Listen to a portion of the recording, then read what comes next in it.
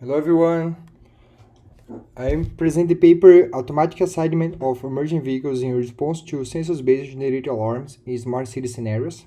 My name is Daniel Costa, and this paper was written by me, Francisco Vasquez, Ana Guiar, and Paulo Portugal. This is the overview of the presentation. I will make a brief introduction about the paper. I will talk about emergency management, define the problem scope, present the proposed assignment algorithm. I will show some simulation results and the conclusions. Well, today we have most part of the world population living in cities. This is already a complex scenario. And we have an increasing number of large and mega cities around the world.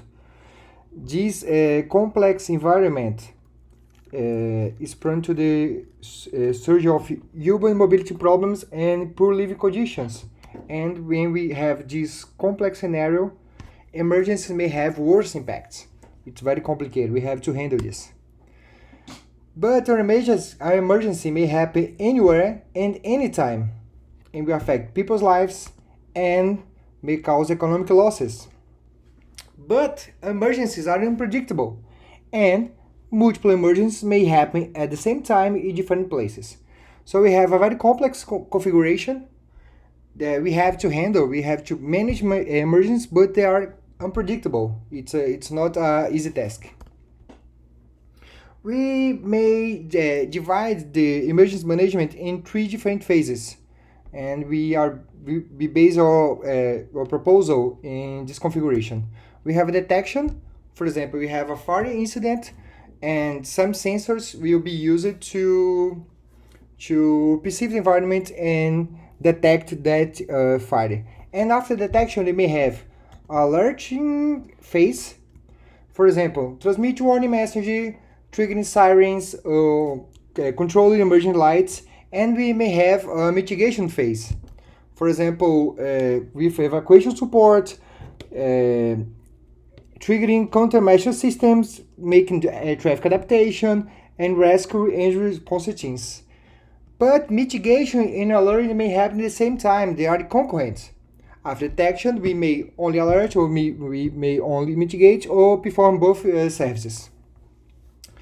An emergency is detected and alerted in the form of emergency alarm. We propose this paper, was a paper we published this year, and it describes a very complex system, but highly flexible, to manage emergency in the city, to detect them and to alert, and to transmit emergency alarms.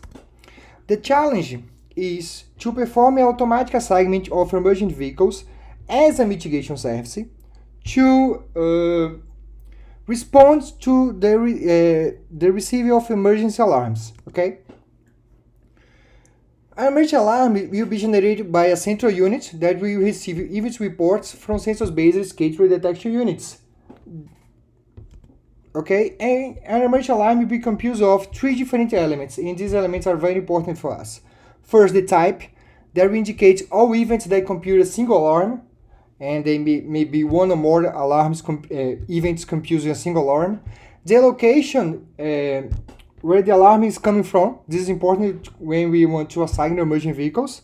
And the magnitude of the alarm, that is a severity level, composed of three different information. First, we use the number of detected events, because it's natural to believe that if an alarm is reporting more events, it has a higher severity for the area. It's more complex. We need to treat it as soon as possible. We have the spatial information because we may have some zones that are more vulnerable to emergency. For example, a neighborhood with wooden houses, we are having fire there. It's more dangerous, so the magnitude of the alarm is impacted by this information. And the temporal significance. For example, some city may identify that it's more complicated to handle emergency alarm during the night or during the weekend. It depends on their available service. For example, the existence of a fire department and things like that. This is the problem scope.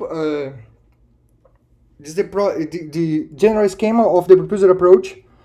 The events are detected using event detection units.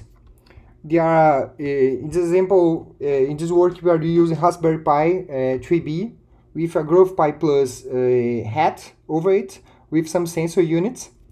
And the EDUs are scaled over a city, and they will retrieve information. Okay, when we have more EDUs, we have more precision for the system. Okay, but we have associated costs. Okay, and this is to highlight that we use a GPS unit in every EDU because we need this information, because all information, the alarms concerning localization is retrieved from this information provided by the GPS hardware in the EDUs, in the event detection units. This information is important because we need to know where to the destination of the assigned vehicles. Okay, every EDU will transmit event reports. That will be transmitted to an Emergence Process Unit EPU, this blue box. It's a central unit, and they will issue alarms. In order to achieve some flexibility and scalability to the system, we use the IMEQTT protocol. So the alarms are transmitted to IMEQTT broker, and any request application will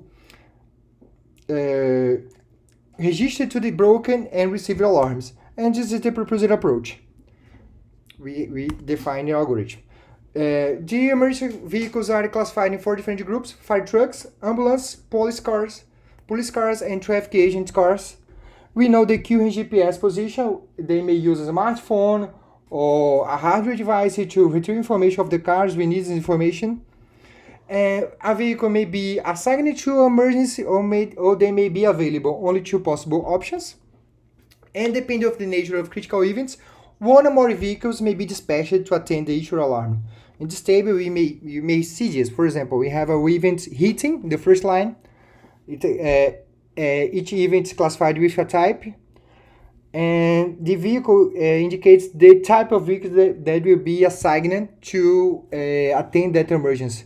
For example, heating, we assign all types of vehicle, 1, 2, 3, and 4. For example, earthquake, we define that we only issue 1, 2, and 4. High noise event, we only use police cars.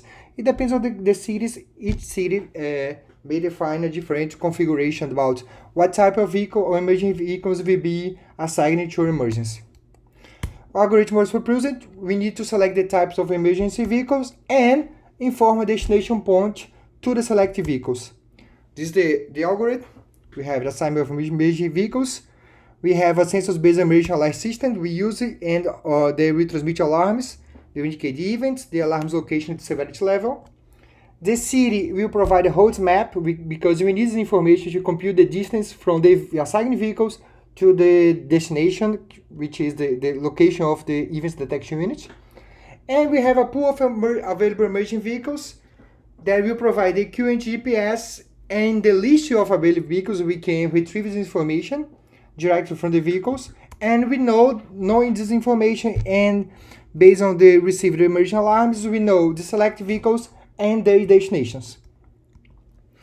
The algorithm, when a new EAs receive a list of candidates emergency vehicles computer, if there are more available vehicles than activated unattended alarms, it's very simple, it's very easy. Vehicles are assigned according to the closest distance to the alarm source. So we will select the vehicles that are closest to the emergency areas. Okay, it's simple. The problem is when the number of active emergency alarms are higher than available vehicles, because in this case we have to decide where to dispatch the vehicles. And for that, we use the severity level, the magnitude of the alarms.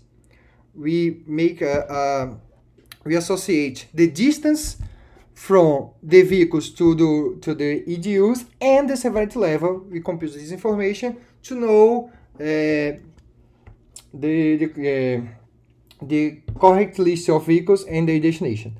A experimental scenario was defined in the city of Porto, Portugal. Okay, we have some problems because this work was conducted this year. We have some problems with the COVID-19 pandemic, and also some budget restrictions, because it's very cost to perform such type of evaluation with real cars. We want to do that, but it's complicated now. So we simulated the EDUs, we installed them, they're real, they are actually working, but the vehicles are virtual. We define two EDUs using two different Raspberry Pi based sensor units. The EDU1 is constantly issuing a new alarm with the same severity level, and we want to access the performance of the algorithm when there are two different alarms at every time. There is two different alarms, but only one available vehicles. Then we defined was an ambulance, and we need to dispatch the ambulance to one of the two EDUs.